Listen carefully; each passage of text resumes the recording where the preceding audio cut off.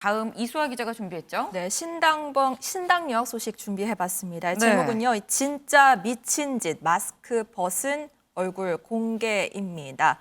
신당역 살해 피의자인 전주환이 오늘 검찰로 송치가 됐죠. 네. 이 마스크를 쓰지 않은 상태에서 처음 얼굴이 공개됐는데 처음 영장 실질 심사에 갈 때는 기자들의 질문에 전혀 답을 하지 않는 모습이었는데 네. 오늘은 조금 달랐습니다. 영상 보고 오시죠.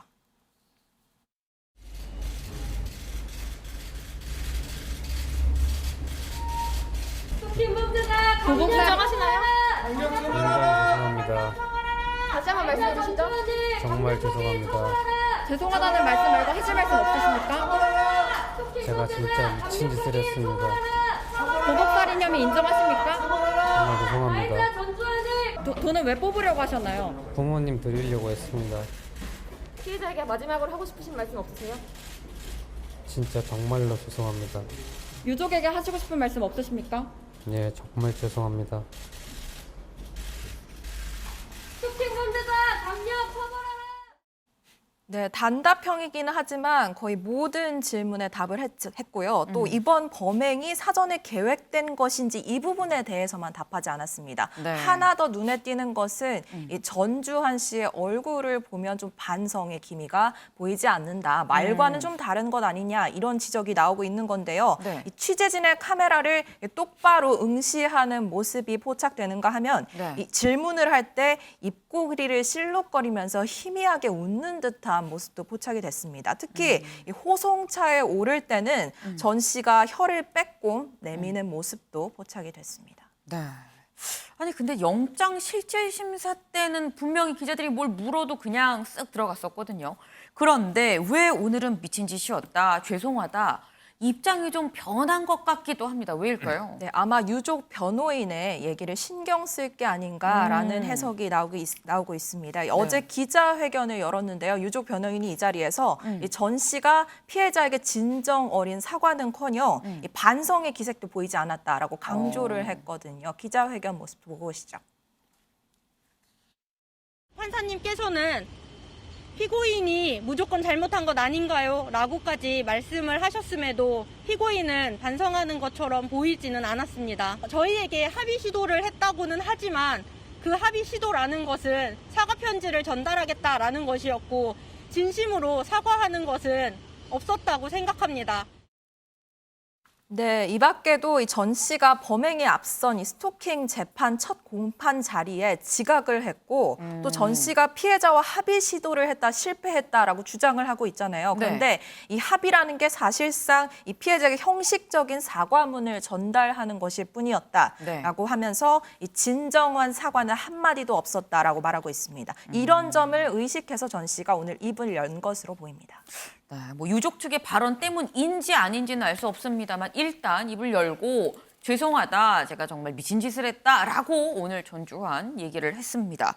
이제 경찰 조사를 다 마치고 검찰로 송치되는 바로 그 시점에서 얼굴에 이 마스크를 벗고 지금 그 얘기를 한 건데 그럼 이 경찰 조사가 지금 끝났다는 얘기거든요. 그러면 이수아 기자, 경찰 조사에서 뭔가 좀 더 털어놓은 얘기 없을까요? 네, 오늘 경찰이 추가 브리핑을 통해서 이 전 씨의 진술 내용을 조금 더 보강해서 공개를 했습니다. 이 지난해 10월에 직장에서 잘렸다는 소식이 알려졌죠. 그런데 그때 바로 범행을 계획한 건 아니고 정확히는 지난달 18일 그러니까 이 재판에서 검찰이 징역 9년을 구형한 이후에 범행을 결심했다고 말을 했고요. 피해 여성으로 인해서 내 인생이 망가졌다라고 생각을 했다는 겁니다. 신당역을 찾아갔을 때는 다음 날이 재판 선고일이기 때문에 이 여성을 만나서 뭔가 단판을 지어야겠다라는 생각으로 갔다는 얘기도 진술을 했고요.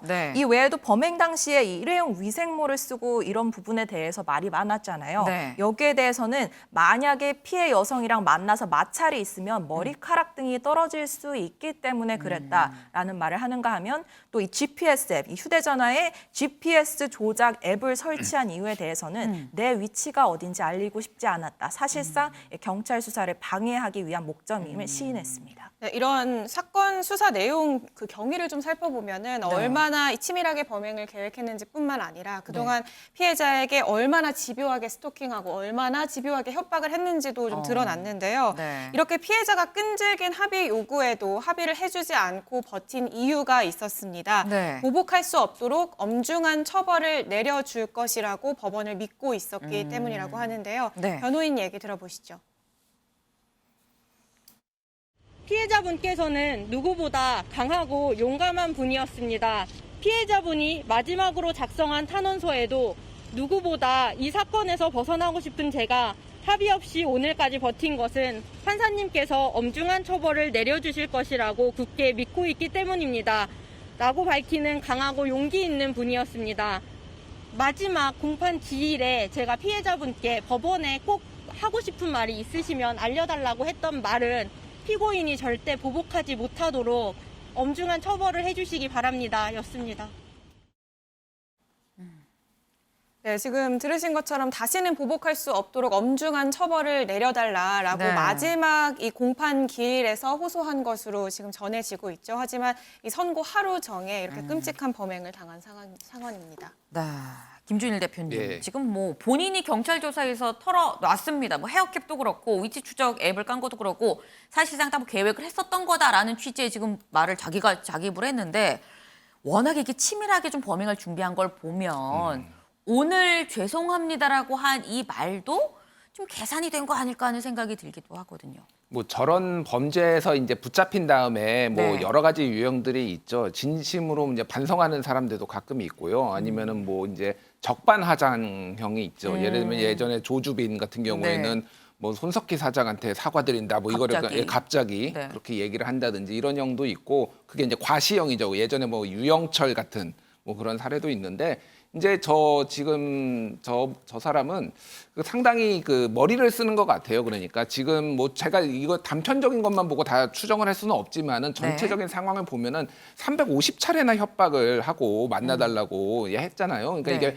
이 스토킹 범죄가 이제 반의사 불벌죄다 보니까 뭐 이제 처벌을 원하지 않을 경우에는 그게 오히려 이제 문제를 키웠다, 이런 이제 논란도 있습니다. 그래서 그거를 이제 좀 개정을 해야 되는 상황이긴 한데, 전체적으로 보면은 이 반성의 어떤 기조라는 것이 처음에는 없었다가 뒤늦게 나타난다든지 저런 뭐 태도라든지 봤을 때는 그런 부분들을 상당히 이제 어느 정도는 죄를 지금 인정을 안 하면은 너무 증거가 명확하기 때문에 이거 부분에 있어서는 확실히 이제 좀 처벌을 피할 수 없지만 그 안에서 최대한 좀 처벌을 피하기 위해서 조금 반성하는 태도를 보이는 것 같아요. 근데 그런 부분들은 법원이 좀 현명하게 판단을 하시리라 믿습니다. 네, 법원이 현명하게 판단을 하시리라 믿는다는 말씀으로 매듭을 좀 지어주셨습니다. 사실 이번 사건을 두고 의아한 부분이 지금 한두 가지가 아닙니다. 지금 보면 먼저 이 전 씨가 전과가 이미 있었습니다. 전과가 있었는데, 근데 이수아 기자, 어떻게 도로교통공사에 이게 서울교통공사죠. 정정합니다. 서울교통공사에 입사를 할 수 있었나, 이게 잘 이해가 안 돼요. 일단 어떤 전과로 어떤 처벌을 받았느냐가 중요한데요. 이 온라인상 음란물 유포 혐의로 벌금형을 받았습니다. 그런데 이 공사 입사 과정에서 결격 사유로 보고 있는 그런 범죄의 범위를 보자면은 이 피한정 후견인, 피성년 후견인, 그리고 파산 선고를 받고 복권되지 않은 경우, 그리고 세 번째가 금고 이상의 실형입니다. 그러니까 벌금형은 해당이 되지 않는 거죠. 그래서 공사 측에서 전 씨를 채용할 때 결격 사유로 사유를 좀 조회해달라고 구청에 요청을 했는데 관할 구청에서 해당 사항이 없다라고 회신을 한 겁니다. 그래서 전과 기록이 있었음에도 2018년 12월에 이런 공사 채용의 허점을 이용해서 합격이 된 케이스고요. 그렇다면은 지금은 괜찮은가라고 보면 지난해 5월부터 공사 직원 결격 사유에 성범죄가 포함되긴 했습니다만 아직도 디지털 성범죄는 거기에 해당이 되지 않습니다. 그러니까 디지털 성범죄가 전주환이 했었던 바로 그 범죄인 거 아니에요? 네, 그러니까 이 제2의 전주환은 막을 수 없는 상황인 거죠. 거기에 한 가지 더 논란이 있는데요. 사실 네. 직위 해제된 직원이 이 전산망에 접속할 수 있었던 맞아요. 점도 굉장히 의아했잖아요. 어제 서울교통공사 사장이 국회에 출석해서 대책을 좀 발표를 했습니다. 네. 먼저 직위 해제된 직원에 대해서 내부 전산망 접속을 차단하겠다라고 했고 이 징계를 보통 최종심까지 기다렸다가 하게 되어 있는데 네. 1심 판결 이후면 할 수 있겠다. 할 수 있도록 하겠다라는 얘기를 했습니다. 그런데 이 과정에서 이 사건 대책으로 여성 영무원의 당직을 줄이겠다 이런 이야기도 하기도 했습니다. 본질에서 벗어난 대책이라는 비판이 나오는 상황인데요. 네. 여성 보호를 미명하에 업무에서 배제하는 게 제대로 된 보호 대책이냐라는 지적이 나오는 겁니다. 이현정 위원님. 네. 여성 영무원이 당직을 줄이면은 이런 일이 재발을 안 하는 걸까요? 그러니까 지금 이 교통공사 사장의 인식을 보면 네. 그러니까 어떤 면에서 보면 즉자적으로 그냥 대응을 하는 것 같아요. 자, 이번 사건을 보면 우리가 항상 중요한 게 어떤 사건으로부터 교훈을 얻는 겁니다. 어떤 부분이 모자란지를 얻는 거예요. 일단 국회 차원에서 보자면 지금 이 법의 미비점이 굉장히 많잖아요. 네. 지금 뭐 의원들 다른 정책 문제 가지고는 아주 뭐 세세하게 다 따집니다.